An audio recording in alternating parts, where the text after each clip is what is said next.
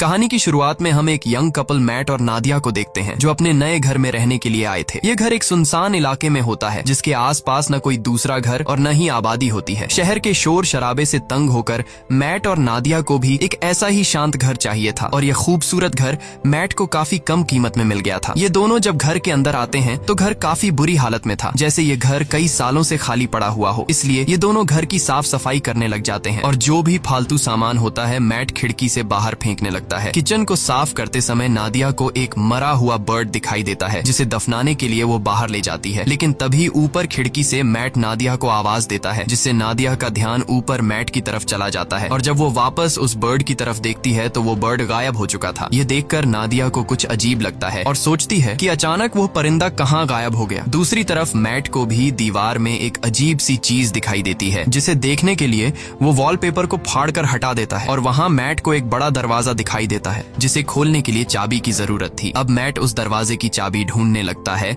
और उसे बाहर फेंकी गई कबाड़ में चाबी मिल जाती है, जिसके बाद वो चाबी को दरवाजे के होल में डालकर दरवाजा खोल देता है। यहाँ नादिया भी पहुंच जाती है। ये दोनों देखते हैं कि अंदर एक काले गहरे अंधेरे वाला कमरा है और जैसे ही ये दोनों उस कमरे के अंदर जाते हैं तभी बाहर की लाइट्स अचानक ब्लिंक करने लग जाती हैं। ये देखकर इन दोनों को कुछ गड़बड़ महसूस होती है और इस प्रॉब्लम को दूर करने के लिए मैट कहता है कि हमें एक इलेक्ट्रिशियन को बुलाना चाहिए। ये कहकर वो वहाँ से चला जाता है और नादिया उस रूम के पास अकेली रह जाती है। नादिया अब सोचती है कि उसे इस रूम में जाना चाहिए या फिर नहीं, लेकिन फिर नादिया को कुछ अजीब सा डर महसूस होता है, इसलिए वो भी मैट के पीछे चली जाती है। इस तरह से रात गुजर जाती है और अगले दिन नादिया एक इलेक्ट्रिशियन को कॉल करती है। कुछ देर बाद लाइट्स ब्लिंक होने की प्रॉब्लम को दूर करने के लिए एक इलेक्ट्रिशियन आता है जो कि घर की लाइट्स को चेक करते हुए नीचे बेसमेंट में पहुंच जाता है और वहाँ का नजारा देखकर वो हैरान रह जाता है क्योंकि पूरा का पूरा बेसमेंट बिजली के वायर्स से भरा पड़ा था और कोई भी ऐसा कोना नहीं था जहाँ पर वायर्स ना हो। ये वायर्स काफी पुराने जमाने की लग रही थी और इलेक्ट्रिशियन भी कहता है कि मैंने आज तक इस तरह की चीजें कभी नहीं देखी। खैर, इलेक्ट्रिशियन जैसे तैसे करके घर की लाइट चालू करके जाने लगता है और जाते समय वो मैट से कहता है कि आखिर तुमने यह घर क्यों खरीदा? इस घर के पहले मालिक का मर्डर इसी घर में हुआ था और उस दिन के बाद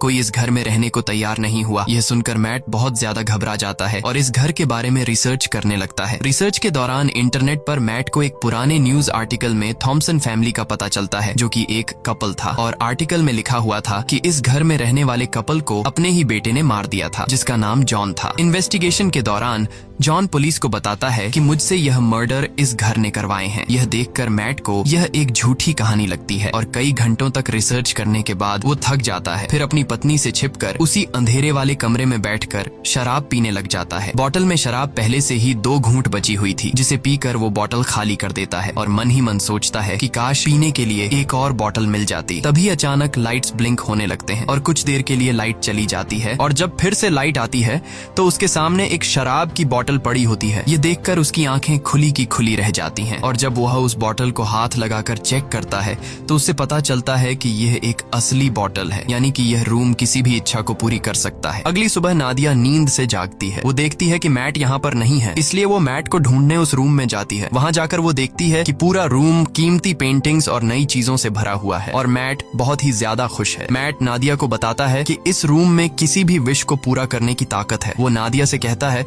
कि तुम्हें जो भी चीज चाहिए बस अपने दिल से मांगो और वो तुम्हारे सामने हाजिर हो जाएगी। ये सुनकर नादिया को मैट की बातें एक मजाक लगती हैं, इसलिए वो मैट पर हंसने लगती है, लेकिन मैट कहता है कि तुम एक बार ट्राई तो करो। तब नादिया कहती है अच्छा ठीक है, मुझे इस वक्त जॉब की जरूरत है तो मैं वो मांग लेती हूँ। तब मैट उसे समझाता है कि ये रूम जॉब नहीं दे सकता, तुम इससे कोई चीज मांगो। जिसके बाद नादिया आंखें बंद करके $1000 की विश करती है और पलक झपकते ही उनके पास $1000 आ जाते हैं। लेकिन अब भी नादिया को पूरी तरह से यकीन नहीं होता, इसलिए वो दोबारा $1 मिलियन की विश करती है और पहले की तरह इस बार भी उन्हें $1 मिलियन मिल जाते हैं। अब नादिया को भी यकीन हो जाता है कि यह रूम कोई नॉर्मल रूम नहीं बल्कि हर एक ख्वाहिश को पूरा करने वाला रूम है। और बस फिर क्या, ये लोग उस रूम से एक के बाद एक महंगी चीज मांगते हैं और वो चीज उनके सामने हाजिर हो जाती है। ये लोग महंगी wines, expensive clothes, diamond, gold, खाने पीने की चीजें और ढेर सारे पैसे इकट्ठा कर लेते हैं। ये दोनों रातों रात मिलियनेयर बन जाते हैं और खुशी खुशी उनकी जिंदगी गुजरने लगती है। है। रात को नादिया मैट से पूछती है कि आखिर ये रूम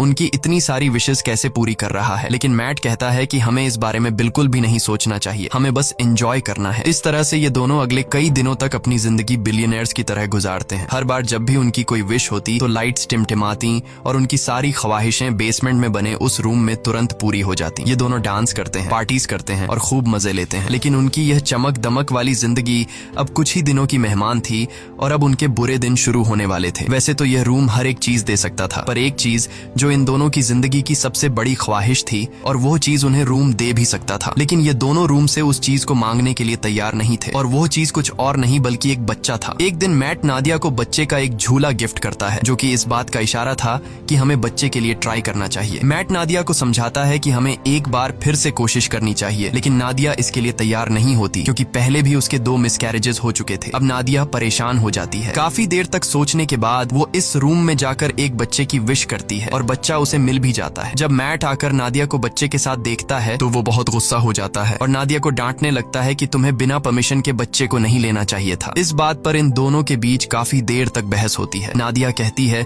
कि उसने यह शॉर्टकट इसलिए अपनाया ताकि मिसकैरेज या लेबर पेन की तकलीफें उसे न झेलनी पड़े। वो कहती है कि हम दोनों इस बच्चे के साथ बहुत खुश रहेंगे, पर मैट इस बच्चे को एक्सेप्ट करने के लिए तैयार नहीं था और वो नादिया से कहता है कि तुम उस रूम में जाकर रूम से इस बच्चे को वापस लेने की विश करो। अब नादिया न चाहते हुए भी उस रूम में आती है और बच्चे को गायब करने की कोशिश करती है, पर वो ऐसा नहीं कर पाती, इसलिए वो बच्चे को मैट के हवाले कर देती है। अब गोद में बच्चे को लेकर मैट भी इमोशनल हो जाता है और वो भी उस बच्चे को गायब करने की विश नहीं कर पाता और बच्चे को वापस नादिया की गोद में डाल देता है। अब यह दोनों फैसला कर लेते हैं कि इस बच्चे को पालेंगे और इस तरह से ये दोनों एक बच्चे के पेरेंट्स भी बन जाते हैं। अब बच्चे को लेकर नादिया तो काफी खुश थी, पर मैट को इस बच्चे से बिल्कुल भी लगाव नहीं था और मैट इस रूम के बारे में और जानकारी हासिल करना चाहता था, इसलिए वो फिर से रिसर्च करने लग जाता है और उससे पता चलता है कि वो लड़का जिसने इस घर के ओनर यानी अपने माँ बाप को मार दिया था वो अभी भी जिंदा है और एक मेंटल हॉस्पिटल में जिंदगी बिता रहा है। यह जानने के बाद मैट अपने विश के जरिए मांगे गए पैसों के ढेर से कुछ पैसे अपनी पॉकेट में रखता है और जॉन से मिलने के लिए निकल पड़ता है। हॉस्पिटल पहुंचने के बाद नर्स मैट से पूछती है, क्या तुम एक रिपोर्टर हो, क्योंकि पिछले 45 सालों से जॉन के लिए कोई भी परिवार का बंदा नहीं आया। ये सुनकर मैट झूठ बोल देता है कि मैं भी एक रिपोर्टर हूँ। कुछ देर बाद जॉन आता है। जॉन बूढ़ा हो चुका था और जॉन पीछे वाले टेबल पर बैठकर मैट से कहता है, मुझे तुम्हारा ही इंतजार था। ये सुनकर मैट को कुछ अजीब लगता है और वो डायरेक्ट जॉन से पूछता है कि तुम इस रूम के बारे में क्या जानते हो और तुमने अपने मॉम डैड को क्यों मारा। तब जॉन कहता है कि मैंने अपने पेरेंट्स को नहीं मारा, बल्कि उस रूम ने मुझसे यह करवाया। इसके बाद जॉन मुस्कुराते हुए कहता है, मुझे पता है कि तुम अभी मजे कर रहे हो, खूब खाना पीना, महंगे कपड़े और एंजॉय, लेकिन जल्द ही इसकी कीमत तुम्हें चुकानी पड़ेगी। और जॉन मैट से कहता है, जितनी जल्दी हो सके इस घर को छोड़ दो। मैट को जॉन की दिमागी हालत ठीक नहीं लगती, इसलिए वो उसे वहीं पर छोड़कर घर लौटने लगता है। रास्ते में वो पेट्रोल पंप पर गाड़ी में पेट्रोल डालने के लिए गाड़ी खड़ी करता है। पेट्रोल डलवाने के बाद जब मैट एम्प्लॉई को पैसे देने के लिए जेब में हाथ डालता है तो उसके हाथ में पैसों की जगह राख निकलती है। यह देखकर वो परेशान हो जाता है और दूसरी जेब से एम्प्लॉई को पैसे पकड़ाकर सीधे घर पहुंचता है और सोचने लगता है कि जाते हुए उसने ढेर सारे पैसे अपनी जेब में डाले थे, फिर अचानक वो पैसे कहाँ गायब हो गए। अब इस बात को कंफर्म करने के लिए उसने रूम से विश के जरिए जो पैसे मांगे थे वो उन पैसों को उठाकर बाहर खिड़की से फेंक देता है और देखते ही देखते वो पैसे अचानक गायब हो जाते हैं। इसके बाद मैट विश के जरिए मांगी गई एक पेंटिंग को उठाकर उसका आधा हिस्सा घर के अंदर रखता है और आधा बाहर। कुछ ही देर बाद जो हिस्सा घर से बाहर था वो राख में बदल जाता है और बाकी का हिस्सा वैसा का वैसा ही रहता है। यह देखकर मैट समझ जाता है कि वो लोग इस रूम से मिली किसी भी चीज को घर के बाहर नहीं ले जा सकते, नहीं तो वो सारी चीजें राख में बदल जाएंगी। मैट अब रूम की दीवार को तोड़ने लगता है ताकि उसे पता चल सके कि आखिर इस रूम में क्या छिपा है, पर दीवारों के अंदर उलझी हुई वायर्स के अलावा और कुछ भी नहीं था। हर जगह बस वायर्स ही वायर्स थीं। दीवारों को तोड़ने के शोर से नादिया भी वहाँ पर पहुँच जाती है। नादिया बच्चे को गोद में लिए बाहर की तरफ जाने लगती है, पर मैट उसे बाहर जाने से रोक लेता है और कहता है कि बच्चे को बाहर ले जाना सेफ नहीं है। वो उसे असली वजह नहीं बता पाता, मगर खुद उसे पता चल चुका था कि जो कुछ भी उस कमरे से विश के जरिए मांगा गया है उसे यहाँ से बाहर निकालने पर वो खत्म हो जाएगा। लेकिन मैट के मना करने के बावजूद भी नादिया बच्चे को बाहर ले जाती है। बाहर ले जाते ही बच्चा जोर जोर से रोना शुरू कर देता है और उसका कलर बदलने लगता है। यह देखकर नादिया भी चिल्लाने चिल्लाने लगती है। नादिया की आवाज सुनकर मैट दौड़कर उसके पास जाता है और दोनों को उठाकर घर के अंदर ले आता है। और अब हम देखते हैं कि वो छोटा बच्चा अब छोटा बच्चा नहीं रहा, बल्कि वो कुछ ही सेकंड में 8 साल का लड़का बन चुका था। यहाँ मैट नादिया को सारी सच्चाई बता देता है कि वो रूम हमारी हर विश को पूरी कर सकता है, पर हम उसकी दी हुई चीजों को घर से बाहर नहीं निकाल सकते, वरना वो चीजें पुरानी होकर राख में बदल जाएंगी। ये सुनकर नादिया को बहुत दुख होता है और अब ये दोनों डिसाइड करते हैं कि इस बच्चे को घर में ही रखेंगे, कभी भी बाहर जाने नहीं देंगे, नहीं तो वो मारा जाएगा। इस तरह से दिन गुजरते हैं। नादिया बच्चे को घर के अंदर ही सब चीजें सिखाती है। वो उसे अपना बेटा मानती है और इस बच्चे का नाम रखती है शेन। शेन बाकी बच्चों से काफी अलग था। वो किसी की भी बात नहीं मानता और न ही उस पर किसी बात का असर पड़ता। उसकी हरकतें बिल्कुल भी बच्चों जैसी नहीं थी। खाने के दौरान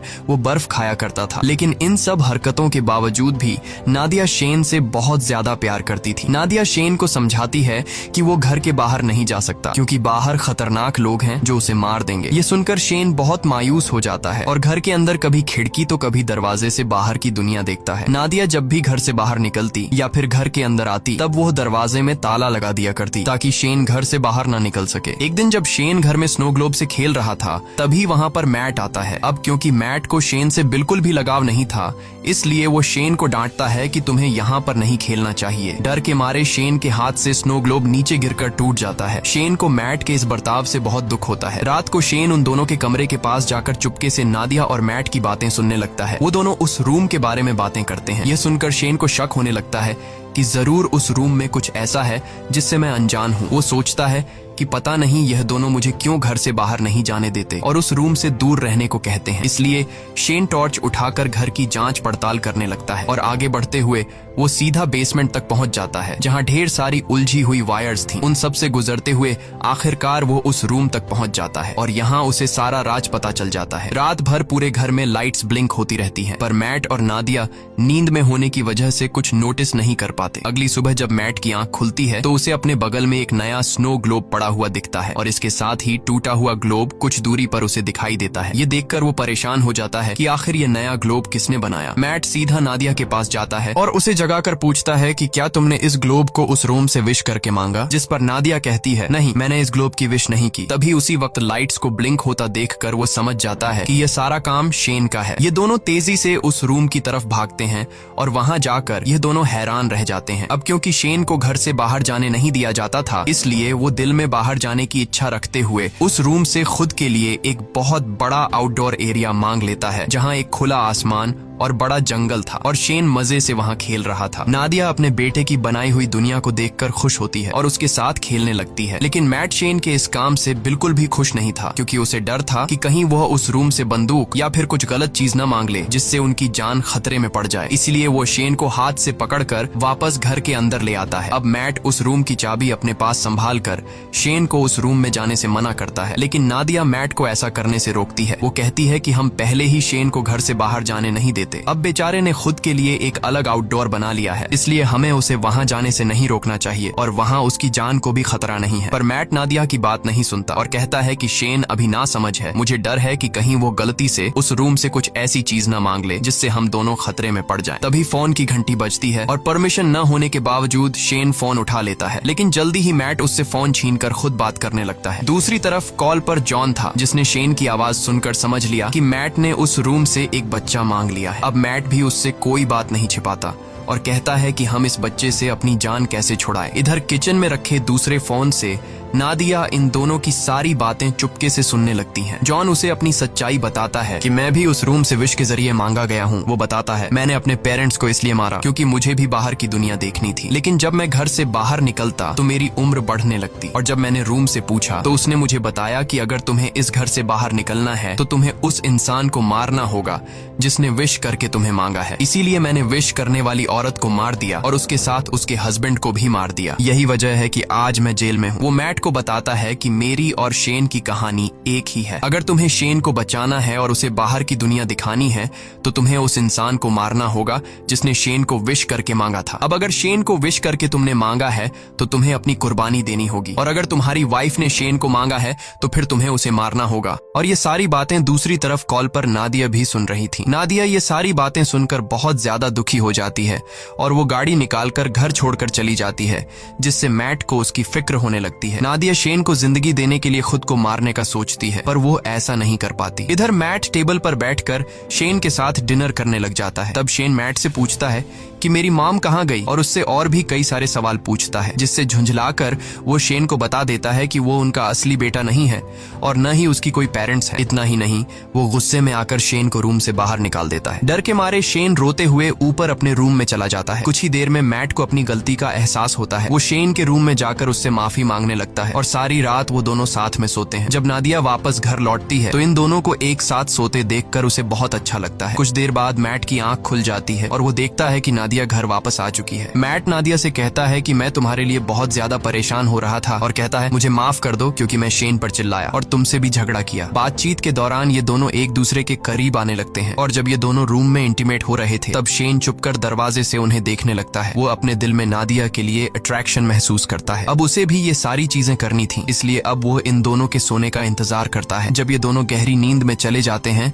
तब शेन चुपके से आकर मैट की पॉकेट से घर के बाहर जाने की चाबी चुरा लेता है। अगले दिन सुबह मैट और नादिया फ्रंट डोर को खुला देखकर समझ जाते हैं कि शेन घर से बाहर निकल गया है, इसलिए उन्हें डर था कि कहीं वो मर न गया हो। लेकिन तभी घर के एक अलग हिस्से में शेन को देखकर दोनों हैरान हो जाते हैं, क्योंकि शेन अब जवान और ताकतवर हो चुका था। वो अपने पेरेंट्स की तरफ गन पॉइंट करके उन्हें धमकाता है। तब नादिया उसे समझाने की कोशिश करती है। इसी बीच मैट शेन पर हमला कर देता है और दोनों में फाइट होने लगती है। लेकिन उनकी फाइट के दौरान नादिया को धक्का लगता है, जिससे वह नीचे गिरकर बेहोश हो जाती है। कुछ देर बाद मैट उसे जगाते हुए बताता है कि शेन को गलती से गोली लगने की वजह से वो मर गया। ये सुनकर नादिया रोने लगती है। मैट उसे तसल्ली देकर वापस घर में ले आता है और यहाँ आता है कहानी में सबसे बड़ा ट्विस्ट, क्योंकि अभी जो मैट नादिया को उठाकर घर लेकर गया वो असल में मैट नहीं बल्कि शेन है। इधर दूसरे रूम में जहाँ उनकी फाइट हुई थी, असली मैट होश में आ जाता है और पूरे घर में अपनी वाइफ की तलाश करता है। तभी लाइट्स को फिर से टिमटिमाते देखकर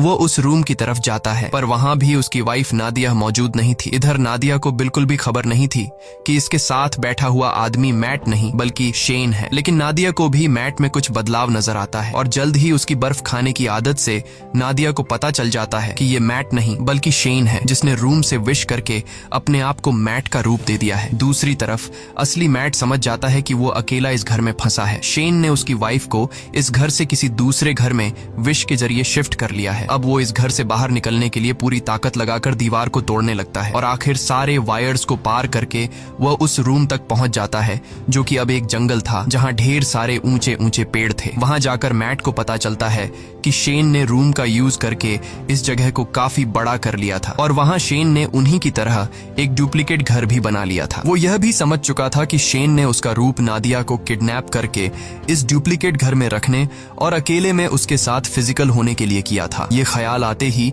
अपनी बीवी को वापस पाने के लिए मैट उस जंगल में दौड़ते हुए फाइनली उस डुप्लीकेट घर के अंदर पहुंच जाता है, जहां शेन नादिया के साथ जबरदस्ती करने की कोशिश कर रहा होता है। मैट को अंदर आते देखकर शेन फिर से लड़ाई के लिए तैयार हो जाता है। अब यहाँ नादिया भी पहचान नहीं पाती कि असली मैट कौन सा है, क्योंकि वो दोनों बिल्कुल सेम टू सेम थे। और यहाँ ये दोनों नादिया से कहते हैं कि मेरे साथ चलो। अब नादिया समझदारी से काम लेते हुए शेन का नाम लेती है, जिसे सुनते ही शेन उसकी तरफ देख लेता है और नादिया को समझ आ जाता है कि यह शेन है, जिसके बाद वो शेन को धक्का देकर नीचे गिरा देती है। जमीन पर गिरते ही वो अपने असली रूप में आ जाता है। उधर मैट और नादिया रूम से बाहर निकलने की कोशिश करते हैं पर निकल नहीं पाते, क्योंकि शेन ने रूम से उनके इसी घर में फंसे रहने की विश मांगी हुई थी। लाख कोशिशों के बाद भी जब वो लोग घर से नहीं निकल पाते तो मैट रुक जाता है और वहां से निकलने का कोई तरीका सोचने लगता है। यहाँ मैट होशियारी से एक ऐसी विश करता है कि हम दोनों का नया रूप इस घर के अंदर ही रहे और हमारा असली रूप इस घर से बाहर चला जाए। तभी अचानक वहां पर शेन भी आ जाता है